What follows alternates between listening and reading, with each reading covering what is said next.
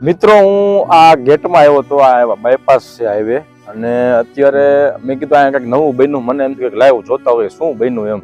આપણે વિઝિટ કરી પણ તમે એક વસ્તુ મને જોવા મળી જોઈ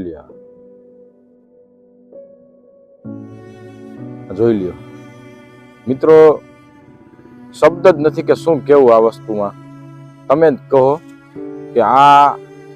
પ્લાસ્ટિક ક્યારે ખતમ થશે આજે અબોલા જીવ છે અહીંયા નકરું આપણે ઉકેડો જ છે પણ અહીંયા કંઈક નવું બનાવ્યું ને એટલે મેં કીધું લાવો જોઈ આવી તો હું આ બાજુ આવી ગયો અને ઓલી બાજુ છે ને નદી છે હું તમને નદી પણ દેખાડું આ બાજુ હાઈવે છે મેન હાઈવે મને એ નથી સમજાતું કે આ પ્લાસ્ટિકનું ભારતમાં તો આપણે વિચારી નથી શકતા કે ભાઈ પ્લાસ્ટિક તો હરેક જગ્યાએ પ્લાસ્ટિક પડ્યું હોય છે પણ એનો નાશ ક્યારે થશે એમ